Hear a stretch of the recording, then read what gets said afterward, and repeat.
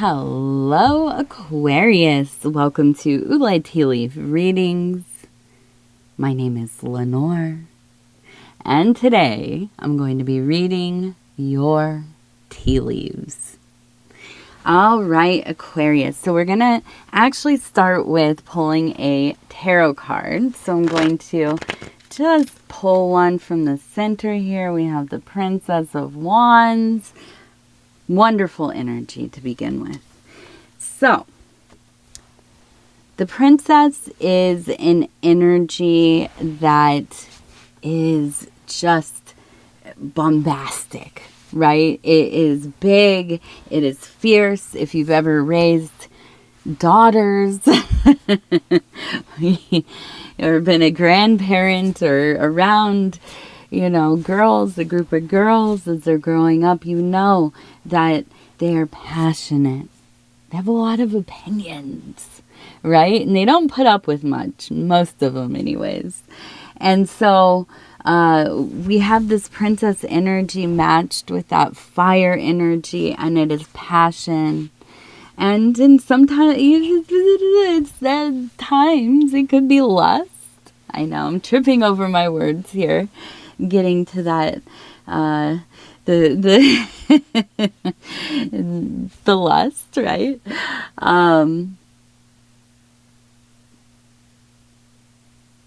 But there's also a devotion. Let's not miss that part. It's not just this erratic, volatile, eruptions of feelings and passions and things. It can be that, of course. But it's also so much about devoting oneself to the way that works for you, to the way that you see that bright star there at the at the end of the path towards, hopefully not at the end. Hopefully we don't reach that goal and then it's the end. No. But still, right? That guiding star, and you are devoted. You're devoted to doing the work. Okay. So, anyways, let's get into the tea. I could sit and ramble about these archetypes forever and ever and ever. If you've been here, I just talk. I talk a lot. Okay, let's see. What are you going to show us today? And I want to say thank you for deciding to click on the thumbnail, the reading, the video, and check out what we have going on over here. Now, if you are new to tea leaves, I'd love to hear kind of what you're interested in knowing. Do you have questions about the tea leaves? So basically, we're looking for patterns and formations. You can see something like this up here where it looks like a 3. We would read that as a 3. Now, over here, this looks like a person, right? It looks like the body. Their arms are on the side. They maybe are looking upwards. It actually looks like they're standing next to maybe a mailbox. So we have this little scene here of a person walking and they're getting the mail. Now, the mail is the message, right? So we will distill it down to its symbolic meaning. So a message coming for you, right? Have you been waiting for one? All right. So now we're going to go down here. I see we have, it looks like almost a bug. I keep looking at it as, is this a cat's head? No, it looks like a bug. We have right here, look at this. It looks like an 8. And actually it looks like the number 47668. 47668. That's a long number to find in here. But we also have, look where it looks like the 8, it looks like eyes. And then we have antennae. And then we have kind of the body of this butterfly. Maybe it's a butterfly. That's what I imagine. Maybe some kind of beetle. But we're going to go with a butterfly that is coming into its new form. Because we see the wings if the wings are here, they are kind of wrapped up, right? They are a little bit wrinkled, maybe. They look a little bit wet. And if you've ever seen a butterfly or a moth emerge, even a cicada. I've seen the cicada when they are on the ground and they're shaking their wings and getting warmed up, and they look all kind of warped and almost kind of like a piece of plastic that was melted a little bit. And so they have to, you know, kind of get all their systems going, get their wings nice and dried off and ready to, you know, help them sail away. So these are the emergent stages. And so I feel there really is a sense of rebirth for you here, Aquarius. Okay, this is a year where I do feel that you have gone through maybe a gateway, or if you like to think of life as chapters in a book, I think that you have definitely turned into a new chapter, and things are feeling probably maybe a little bit,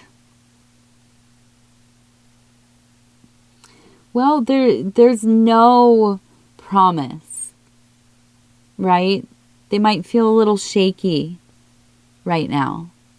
I don't think that you've ever been adverse to change,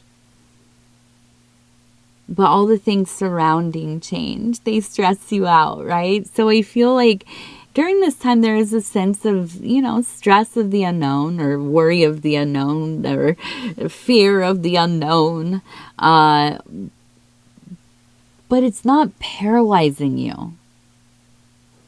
Which I feel like even in saying that, you might be thinking, yeah, usually it does. Usually I have a moment where it's like, dude, I just don't, you know, I'm having, you know, a panic and I need a drink of water. You can kind of hear I'm a little under the weather. Now, I'm not super sick or anything, but yeah, I'm not feeling the best. I'm hoping. I'm just absolutely doing all the tricks.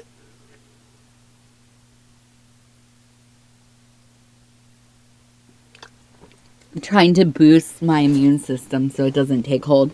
I was lucky during Christmas time. My family got sick, all of us, but I did not get as sick as everybody else. So I'm starting to really see the benefits of all the supplementing and stuff I've been doing, and all of the kind and beautiful tips and recipes people have shared on the channel in the last few years. I've tried so many different things, so many teas and well, I got really using elderberry and all, you know, things like this from you guys telling me about it. So thank you. And if you have any tips for anybody, a lot of people are not feeling well right now. Please put it in the comments, right? Let's all share our home remedies. Now, this is not medical advice. It's just anecdotal, right? Just stories that we're telling each other. Now, we have this beautiful rising feeling, and here we have, it looks like a person. If you look at the head here, and kind of like they have a white shirt on, maybe. The arm is kind of going out this way, another arm going out this way, and holding something here. It looks like an orb. No, it looks like a bird. It's a bird flying off. So a message leaving, a message being sent. Now, if we look at this again, it looks like a cave. Okay, and it looks like a person meditating within the cave. We also have, it looks like a plant. Yes, a flower, a flower.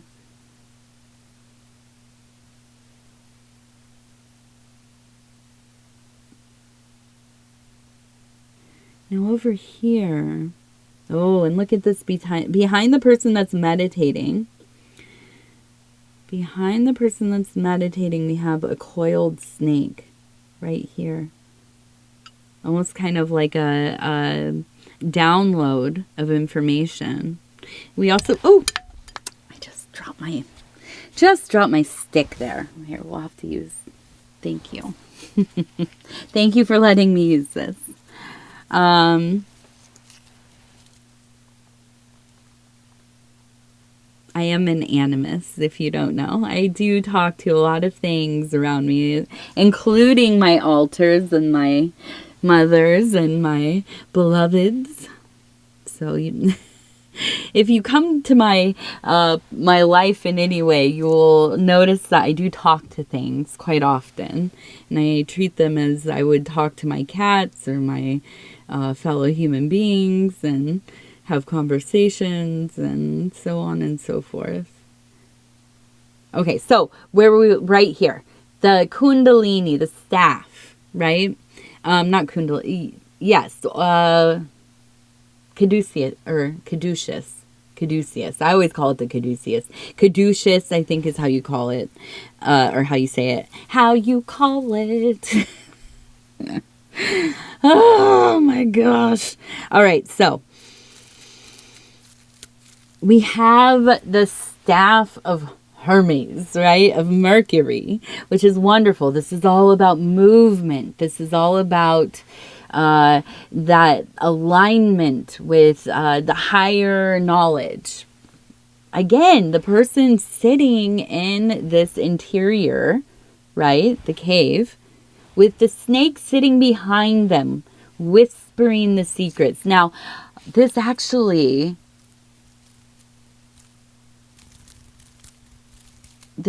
reminds me of a story that I remember. And I think it was Michael Tessarian that told it, which, you know, if you know who he is, I'm not endorsing anybody.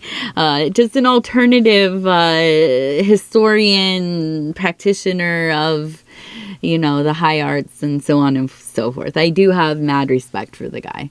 Unless he did something I don't know about in the last like 10 years. And then that case, whatever. I don't know. I don't keep up on people's scandals, or I don't know if he even has one. I'm not saying he does. What I'm saying is I don't know. But anyways, he told a story about, and I have to say, it's Socrates, I believe Socrates, insinuating that Plato was a snake, or could shapeshift to a snake. Now, I feel like I might be saying that wrong, but there is this thing in my head, right? This marker, right? And these are things that I use in my memory garden, we'll say. And this is far back into my time in actively doing synchromysticism and chaos magic and stuff like that. And so anyways, an interesting thing. So this idea of sitting in kind of a college, a salon, or not that Plato taught in a salon, or a place where people practiced rhetoric.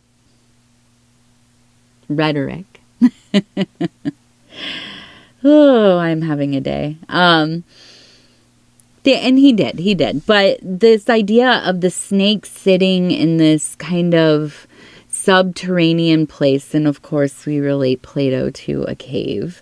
I mean, that's a very, very simplistic kind of leap there, or attachment, or kind of just picking the most obvious things, right? But there's something profound about that, right? Sitting in a posture of contemplation, with the snake coiled behind you, whispering the secrets of the universe into your ear. what does that mean? Right? It's going to mean different things for different people. Now, you might really consider the snake being the teller of lies or illusions. Or you might be somebody maybe more like myself, where I connect the snake very much to an awakening of many truths and many falsehoods, right? And it's more of the same. Learning to swim through data, through information, through the variables of our life. Learning to use that creative current to sublimate all of the information that we come in contact with. And that is to create, basically, to make things with our experience, with the things that, we encounter in life. And so these are vastly different, right? Vastly different. So here, I think that this is more of a kind of meditation for you, right? What does this mean to you? What have you been endeavoring that maybe makes you feel like you are pushing the boundaries of your beliefs or your understandings? And so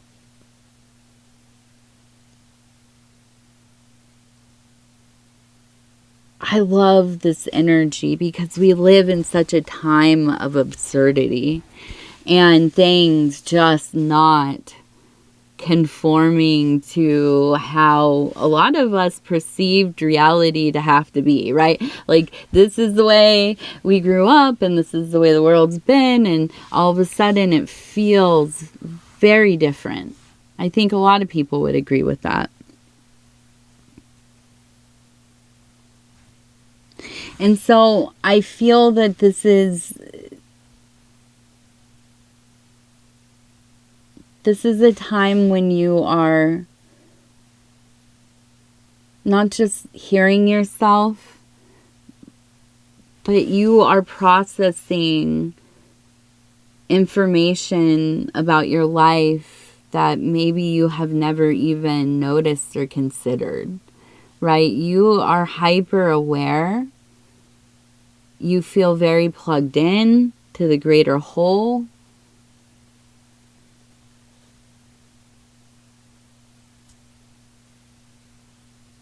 And yet I feel always on the edge of kind of things being too much, right?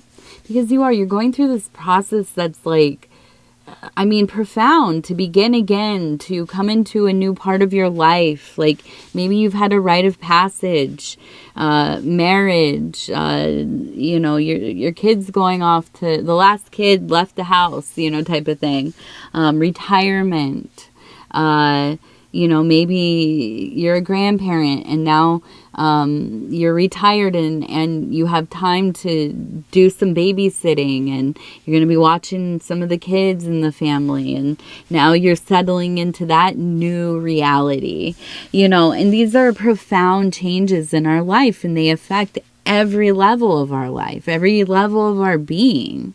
And, in these times of great stimuli and great change, a reorganization of,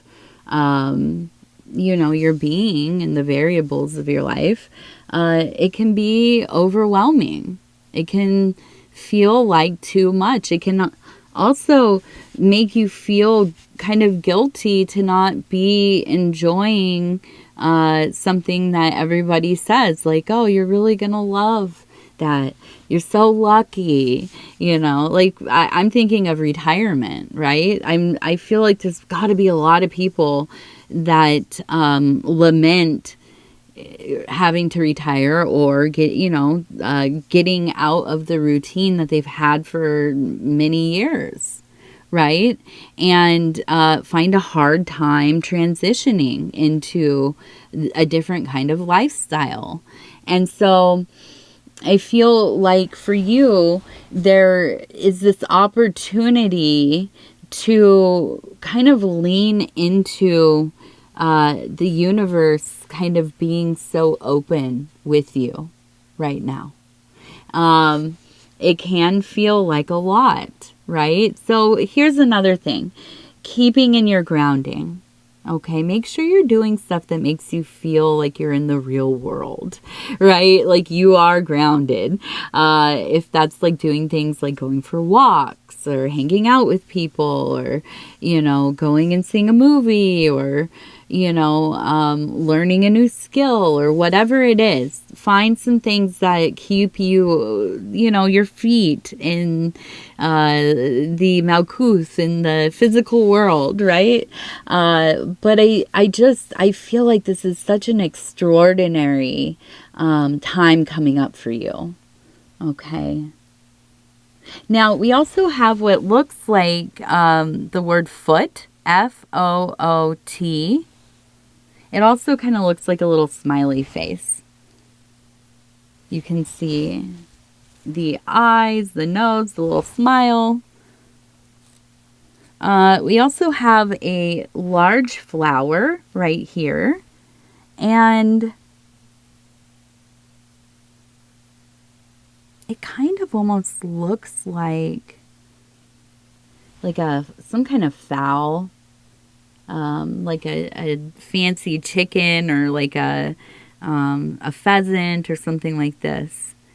So there just feels like a wealth of comfort, of being in a place where you feel inspired and you feel confident to be doing the work that you want to do, the creative processes you want to do. But I also feel like there's something with the foot. I mean, that definitely doesn't feel the best, but there's the smile. So I'm wondering.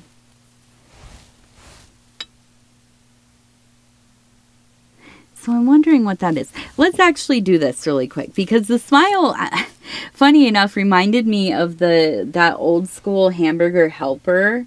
And let me just do this really quick. We're going to come back and we're going to talk about what the foot thing is. I'm going to pull some cards.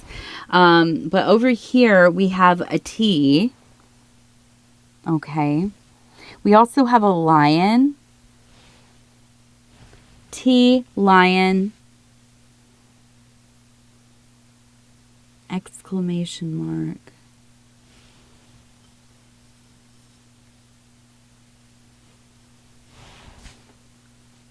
So we have fatherhood, a sailboat. Fatherhood because it is the seahorse. We have a sailboat right there above the seahorse. And we have snakes, just snakes everywhere. So I feel like it's just one, like, almost spiritual awakening after another. There's a sense of maybe a father wound, maybe some kind of issue with a father figure. This feels like some of the work that you either have been doing or will be doing soon. Processing some of that maybe. There's also a real sense of travel for you in this next year or so. It feels more like months, and I keep seeing the number 9, so maybe it is like in the next, I don't know, 9 weeks. I don't want to say 9 months. I don't think it's 9 months. It feels more like as we're coming into the next season, there's going to be a couple of kind of being not pulled away from the home, but being able to get away from the home for a few days. And just kind of breathe some fresh air. That's what it feels like to me.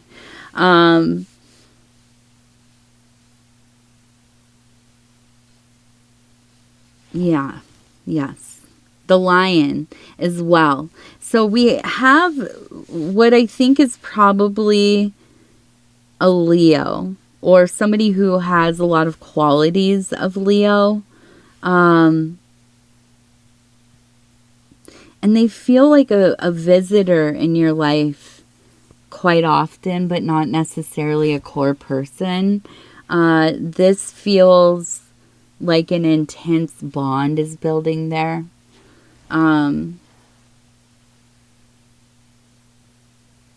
a lot of thinking, a lot of overthinking maybe. That one we're going to get back to again. I think that one's going to come up again. Now, we're going to look up the foot.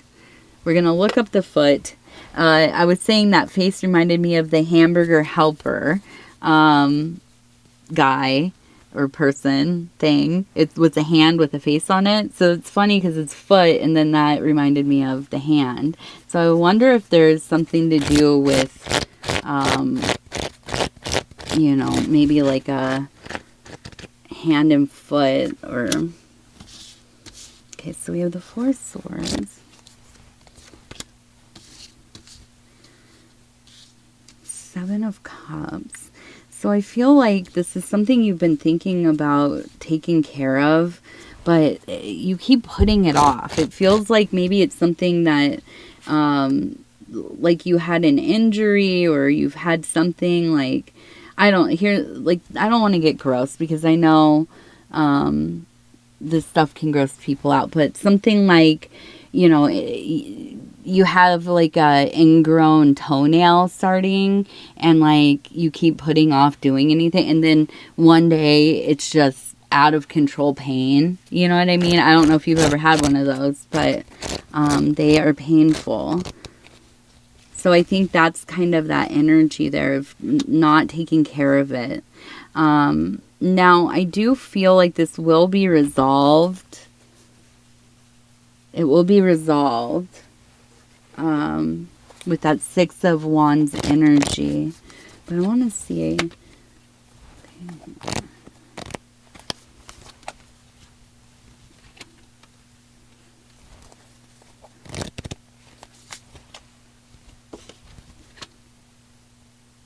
Okay.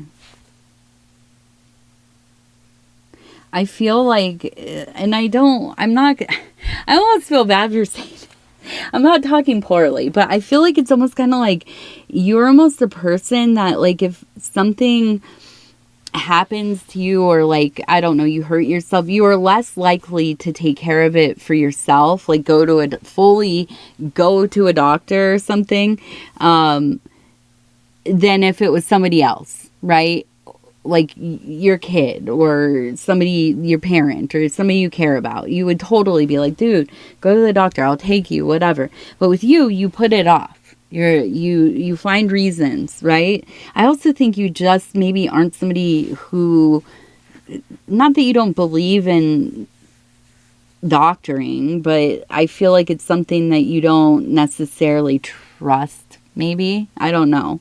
That's where that principle really kind of comes from. Now, here's the deal. I almost feel like because you have some kind of romantic entanglement going on, you are more agreeable to be doing things to like take care of aspects of self, because there's this other person kind of in the aether for you. I think the work, I mean, listen, I understand this. I think a lot of us can understand this. But, you know, the work here is like a reminder that, like, you got to do this. You got to be taking care of yourself for yourself, right? Easier said than done. And especially, I mean, if you live in America and insurance and health and, you know, don't get me started. But I do feel like, again, this is going to get resolved. It's just kind of more a matter of paying attention to the thing and making sure that you are, you know, doing something about it, right? So, let's see. Get you back in here. And I want to say, oh no, we still have the lucky numbers. We still have the lucky numbers. We cannot miss those.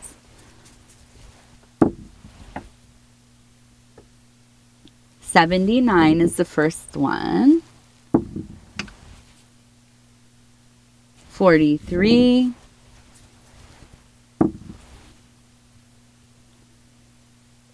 39. Okay. All right. So, yeah, I guess that's it.